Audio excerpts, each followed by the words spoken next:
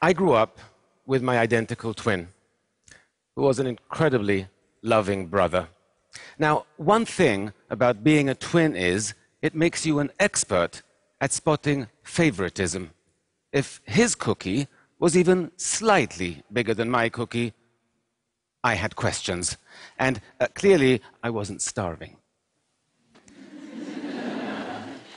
When I became a psychologist, I began to notice favoritism of a different kind. And that is how much more we value the body than we do the mind. I spent 9 years at university earning my doctorate in psychology, and I can't tell you how many people look at my business card and say, "Oh, a psychologist, so not a real doctor." As if it should say that on my card.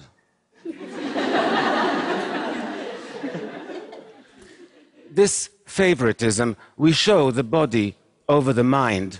I see it everywhere.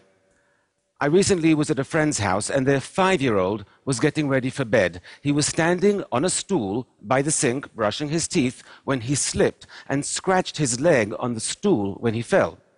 He cried for a minute, but then he got back up, got back on the stool and reached out for a box of Band-Aids to put one on his cut. Now, this kid could barely tie his shoelaces, but he knew you have to cover a cut so it doesn't become infected, and you have to care for your teeth by brushing twice a day. We all know how to maintain our physical health and how to practice dental hygiene, right? We know it since we were 5 years old. But what do we know about maintaining our psychological health? Well, nothing. What do we teach our children about emotional hygiene? Nothing. How is it we spend more time taking care of our teeth than we do our minds? Why is it our physical health is so much more important to us than our psychological health? You know, we sustain psychological injuries even more often than we do physical ones, injuries like failure or rejection or loneliness. And they can also get worse if we ignore them, and they can impact our lives in dramatic ways. And yet, even though there are scientifically proven techniques we could use to treat these kinds of psychological injuries, we don't. It doesn't even occur to us that we should. "Oh, you're feeling depressed. Just shake it off. It's all in your head." Can you imagine saying that to somebody with a broken leg? "Oh, just walk it off. It's all in your leg." It is time we close the gap between our physical and our psychological health. It's time we made them more equal, more like twins. Speaking of which, my brother is also a psychologist, so he's not a real doctor either. We didn't study together, though. In fact, the hardest thing I've ever done in my life is move across the Atlantic to New York City to get my doctorate in psychology. We were apart then for the first time in our lives, and the separation was brutal for both of us. But while he remained among family and friends, I was alone in a new country. We missed each other terribly, but international phone calls were really expensive then, and we could only afford to speak for 5 minutes a week. When our birthday rolled around, it was the first we wouldn't be spending together. We decided to splurge, and that week we would talk for 10 minutes. I spent the morning pacing around my room, waiting for him to call, and waiting, and waiting. But the phone didn't ring. Given the time difference, I assumed, okay, he's out with friends, he'll call later. There were no cell phones then. But he didn't. And I began to realize that after being away for over 10 months, he no longer missed me the way I missed him. I knew he would call in the morning, but that night was one of the saddest and longest nights of my life. I woke up the next morning. I glanced down at the phone, and I realized I had kicked it off the hook when pacing the day before. I stumbled out of bed, I put the phone back on the receiver, and it rang a second later, and it was my brother. And boy, was he pissed. It was the saddest and longest night of his life as well. Now, I tried to explain what happened, but he said, I don't understand. If you saw I wasn't calling you, why didn't you just pick up the phone and call me? He was right. Why didn't I call him? I didn't have an answer then. But I do today, and it's a simple one. Loneliness. Loneliness creates a deep psychological wound, one that distorts our perceptions and scrambles our thinking. It makes us believe that those around us care much less than they actually do. It makes us really afraid to reach out, because why set yourself up for rejection and heartache when your heart is already aching more than you can stand? I was in the grips of real loneliness back then, but I was surrounded by people all day, so it never occurred to me. But loneliness is defined purely subjectively. It depends solely on whether you feel emotionally or socially disconnected from those around you, and I did. There is a lot of research on loneliness, and all of it is horrifying. Loneliness won't just make you miserable, it will kill you. I'm not kidding. Chronic loneliness increases your likelihood of an early death by 14%. 14%. Loneliness causes high blood pressure, high cholesterol. It even suppresses the functioning of your immune system, making you vulnerable to all kinds of illnesses and diseases. In fact, scientists have concluded that taken together, chronic loneliness poses as significant a risk for your long-term health and longevity as cigarette smoking. Now, cigarette packs come with warnings saying this could kill you, but loneliness doesn't. And that's why it's so important we prioritize our psychological health, that we practice emotional hygiene. Because you can't treat a psychological wound if you don't even know you're injured. Loneliness isn't the only psychological wound that distorts our perceptions and misleads us. Failure does that as well. I once visited a daycare center where I saw 3 toddlers play with identical plastic toys. You had to slide the red button and a cute doggy would pop out. One little girl tried pulling the purple button, then pushing it, and then she just sat back and looked at the box with her lower lip trembling. The little boy next to her watched this happen, then turned to his box and burst into tears without even touching it. Meanwhile, another little girl tried everything she could think of until she slid the red button, the cute doggy popped out, and she squealed with delight. So, 3 toddlers with identical plastic toys, but with very different reactions to failure. The first 2 toddlers were perfectly capable of sliding a red button. The only thing that prevented them from succeeding was their mind tricked them into believing they could not. Now, adults get tricked this way as well all the time. In fact, we all have a default set of feelings and beliefs that gets triggered whenever we encounter frustrations and setbacks. Are you aware of how your mind reacts to failure? You need to be. Because if your mind tries to convince you you're incapable of something and you believe it, then like those 2 toddlers, you'll begin to feel helpless and you'll stop trying too soon, or you won't even try at all. And then you'll be even more convinced you can't succeed. You see, that's why so many people function below their actual potential. Because somewhere along the way, sometimes a single failure convinced them that they couldn't succeed, and they believed it. Once we become convinced of something, it's very difficult to change our mind. I learned that lesson the hard way when I was a teenager with my brother. We were driving with friends down a dark road at night when a police car stopped us. There had been a robbery in the area and they were looking for suspects.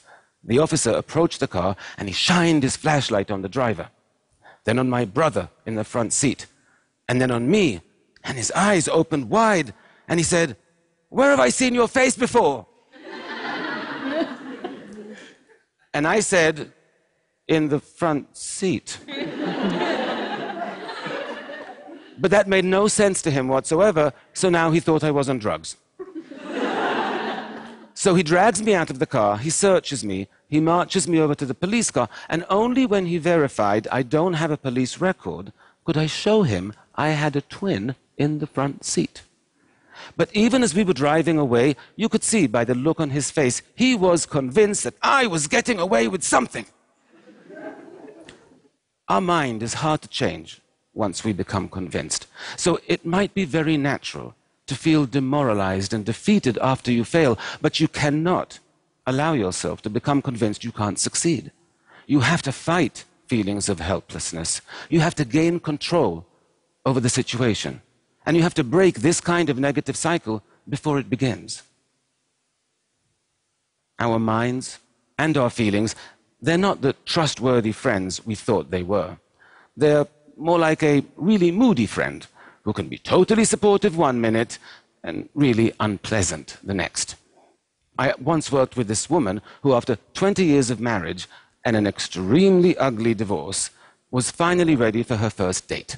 She had met this guy online, and he seemed nice, and he seemed successful, and most importantly, he seemed really into her.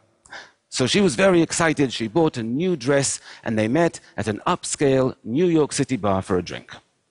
10 minutes into the date, the man stands up and says, "I'm not interested," and walks out. Rejection is extremely painful. The woman was so hurt she couldn't move. All she could do was call a friend. And here's what the friend said. "Well, what do you expect? You have big hips, you have nothing interesting to say. Why would a handsome, successful man like that ever go out with a loser like you?" Shocking, right, that a friend can be so cruel. But it would be much less shocking if I told you it wasn't the friend who said that. It's what the woman said to herself. And that's something we all do, especially after a rejection. We all start thinking of all our faults and all our shortcomings, what we wish we were, what we wish we weren't. We call ourselves names, maybe not as harshly, but we all do it. And it's interesting that we do, because our self-esteem is already hurting. Why would we want to go and damage it even further? Right? We wouldn't make a physical injury worse on purpose. You wouldn't get a cut on your arm and decide, "Oh, I know, I'm going to take a knife and see how much deeper I can make it." But we do that with psychological injuries all the time. Why? Because of poor emotional hygiene. Because we don't prioritize our psychological health. We know from dozens of studies that when your self-esteem is lower, you are more vulnerable to stress and to anxiety, that failures and rejections hurt more, and it takes longer to recover from them. So when you get rejected, the first thing you should be doing is to revive your self-esteem, not join Fight Club and beat it into a pulp. When you're in emotional pain, treat yourself with the same compassion you would expect from a truly good friend. We have to catch our unhealthy psychological habits and change them. And one of the unhealthiest and most common is called rumination. To ruminate means to chew over. It's when your boss yells at you, or your professor makes you feel stupid in class, or you have a big fight with a friend, and you just can't stop replaying the scene in your head for days, sometimes for weeks on end. Now, ruminating about upsetting events in this way can easily become a habit, and it's a very costly one. Because by spending so much time focused on upsetting and negative thoughts, you are actually putting yourself at significant risk for developing clinical depression, alcoholism, eating disorders, and even cardiovascular disease. The problem is, the urge to ruminate can feel really strong and really important, so it's a difficult habit to stop. I know this for a fact, because a little over a year ago, I developed the habit myself. You see, my twin brother was diagnosed with stage 3 non-Hodgkin's lymphoma. His cancer was extremely aggressive. He had visible tumors all over his body. And he had to start a harsh course of chemotherapy. And I couldn't stop thinking about what he was going through. I couldn't stop thinking about how much he was suffering. Even though he never complained, not once. He had this incredibly positive attitude. His psychological health was amazing. I was physically healthy, but psychologically I was a mess. But I knew what to do. Studies tell us that even a 2-minute distraction is sufficient to break the urge to ruminate in that moment. And so each time I had a worrying, upsetting, negative thought, I forced myself to concentrate on something else until the urge passed. And within 1 week, my whole outlook changed and became more positive and more hopeful. 9 weeks after he started chemotherapy, my brother had a CAT scan, and I was by his side when he got the results. All the tumors were gone. He still had 3 more rounds of chemotherapy to go, but we knew he would recover. This picture was taken 2 weeks ago. By taking action when you're lonely, by changing your responses to failure, by protecting your self-esteem, by battling negative thinking, you won't just heal your psychological wounds. You will build emotional resilience. You will thrive. You know, 100 years ago, people began practicing personal hygiene, and life expectancy rates rose by over 50% in just a matter of decades. I believe our quality of life could rise just as dramatically if we all began practicing emotional hygiene. Can you imagine what the world would be like if everyone was psychologically healthier? If there were less loneliness and less depression? If people knew how to overcome failure? If they felt better about themselves and more empowered? If they were happier and more fulfilled? I can, because that's the world I want to live in. And that's the world my brother wants to live in as well. And if you just become informed and change a few simple habits, well, that's the world we can all live in. Thank you very much.